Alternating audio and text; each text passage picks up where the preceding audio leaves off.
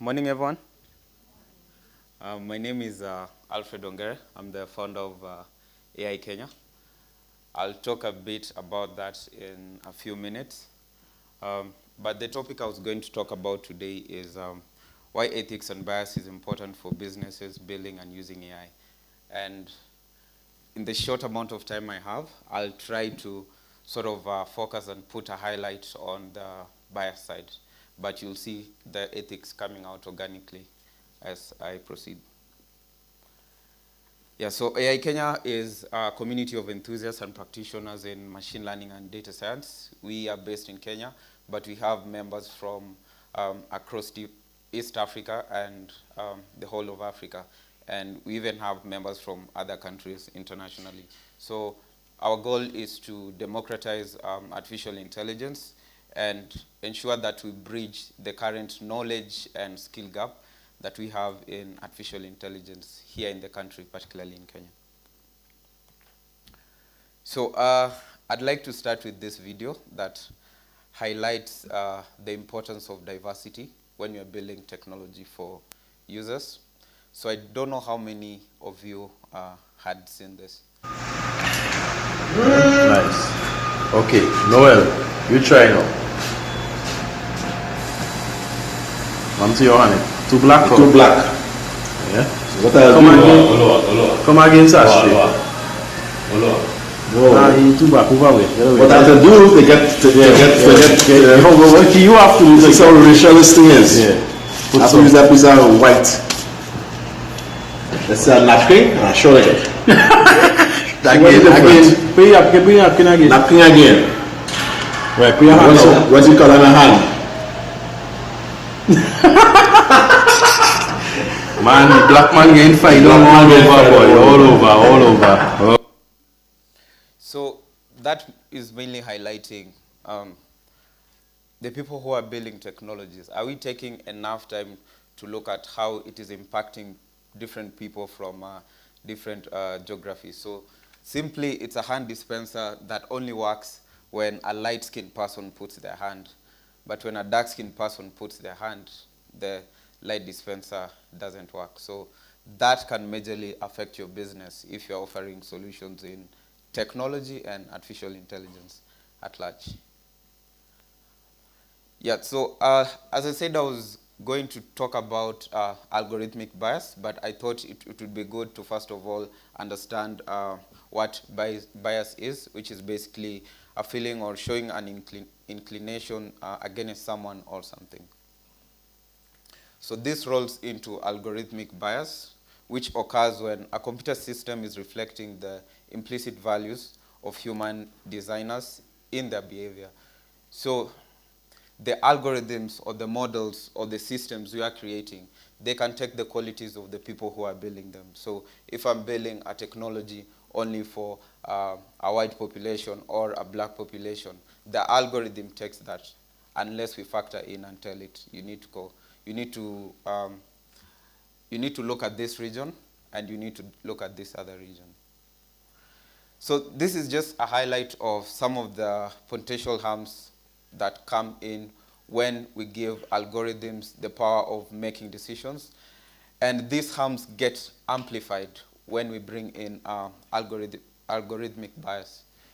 So we have individual harms and collective harms. So this affects things like hiring, employment, housing, education, access to credit, increased surveillance, stereotype reinforcement, and dignitary harms. So I just wanted to set some highlights by giving you some illustrative examples of algorithmic bias that we have experienced throughout the years and up to now. Sorry. So in May 2009, Nikon introduced a camera that had facial detection technology. But the problem with it is it was acting in a weird way or in a funny way for Asian users. So this functionality is supposed to detect when someone is blinking and then consequently take a picture. But now when they introduced it to the Asian market, it was confusing Asians to be blinking all the time, which is not the case because, as we all know, Asians have let's say, smaller eyes. So every time the camera was detecting, or the software was detecting that these people are blinking, which was not the case. Then in June 2015, we had Google Photos. So at that time, their algorithms were falsely categorizing people as animals. So in one example, there was one man who he got classified as a gorilla. And that made him very mad, and he went to Twitter to talk about it, and that went very viral. And the executives from Google were very fast to sort of act up and fix this, and that issue was consequently fixed. But this was not a problem that was only affecting dark-skinned people. It was also affecting light-skinned people, and it was thinking that children or some adults, they were categorizing them as dogs and seals. So it was a problem that was cutting across. But the good thing here is Google actually realized the problem and responded to it very quickly. Then we have this interesting research by two scientists, Joy Bulamwini and Deborah Raji from MIT, that wanted to look at how well do commercial facial recognition systems guess the gender of a face. What's the accuracy? How well are they performing? So what they did is, currently the data sets that we have for computer vision, they're not well distributed. So you might find most data sets have faces of people who are majorly white. So there are very few dark-skinned people in those data sets. Or you have too many people who are male. So females are not that well represented in these data sets. So what these scientists did is they decided to create a benchmark data set that they could use to investigate the guessing of gender of faces by commercial facial algorithm systems. And one thing that I really liked about that research is they based it on a scale called the Fitzpatrick skin phototype scale, which basically categorizes different faces according to different skin tones. So this is majorly used by dermatologists when they are looking at what's the probability that someone will get cancer based on their skin pigmentation. So this is a practice that we should adopt in terms of working with baseline scale, so that when you're working with different data sets, we say this data set is distributed with this amount of dark-skinned people who fall in this level of scale, and this number of light-skinned people who fall in this category of scale. So this is one of the examples from the research that was done by the researchers. So when they tested Amazon on a picture by Oprah Winfrey, it was depicting that there's a high probability, 76.5% probability that Oprah Winfrey is male, which is not accurate. So you can imagine these are some of the types of the publicly available computer vision projects, facial recognition projects that we are offering to the public. So we need to pay more attention to these solutions before we roll them out to the public. Then this is just another example that is still classifying a female to be a male. And you see the probability or the confidence score here is very high, 92.9%, which again is also wrong. Then the highlight of this was when those UCLA did some research to look at how well Amazon recognition was performing. So they took a data set of Congress members from the US. And the funny thing is, out of that study, they found out that the system was predicting that 28 members of Congress are criminals. And if you go deeper into that, it was saying that 20% of the people who are predicted to be criminals were actually black, or people who have a sort of a dark skin tone. So we really need to pay attention to these services before we release them out to the public. Then there was this latest study. I think most of you, how many saw this story? that was saying that if you are dark-skinned, there's a high probability that a self-driving car might not detect you on the road. How many people maybe read or came across this story? Just by a show of hands. Oh, that's very few. So this study was actually based on a scientific paper, but I shared the different sort of headlines to also highlight how media sometimes sort of overhype or blow up some of these stories. So you don't put it in the way it's supposed to be put. You sort of put some catchy headlines to get people to read about it. So that actual story was based on a scientific paper called Predictive Iniquity in Object Detection by Benjamin Wilson, Judy Hoffman, and Jamie Morgenstern.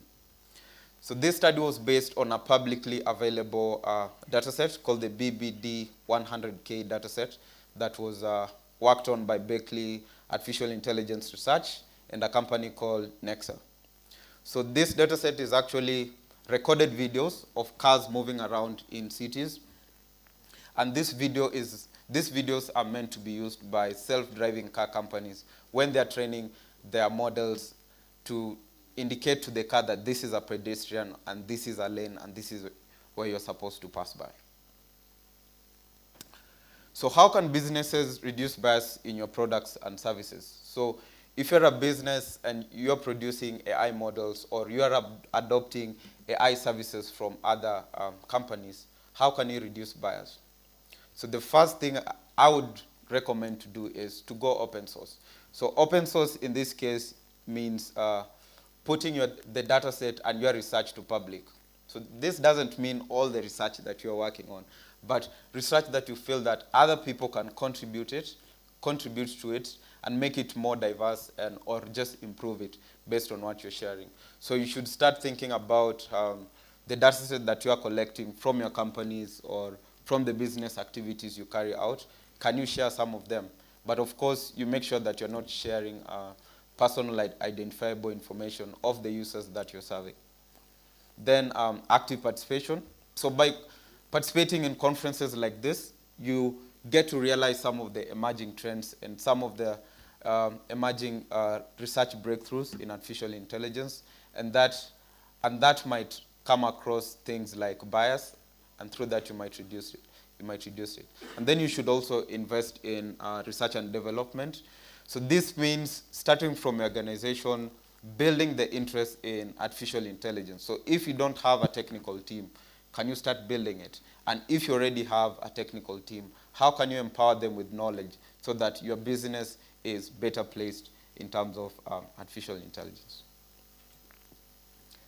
Then there are available tools by companies and research centers that you can rely on to look at what is the amount of bias you have in the models you're providing. So these are just some of them. So we have Equitas, that is worked on by the Center for Data Science and Public Policy, which is at the University of Chicago. We have Audit AI by Pymetrics. Pymetrics is a company that is building artificial intelligence technology to address the field of HR. So how can you hire people better based on HR? So they worked on some benchmarking tools that you can use to look at how much bias are we having in the models we are working on. And then Facebook recently announced the Fairness Flow, which is also an auditing system that you can look at bias at hiring algorithms that they are working on. So these are just some of them, but there are many more out there in the market. Thank you. That's all the time I have.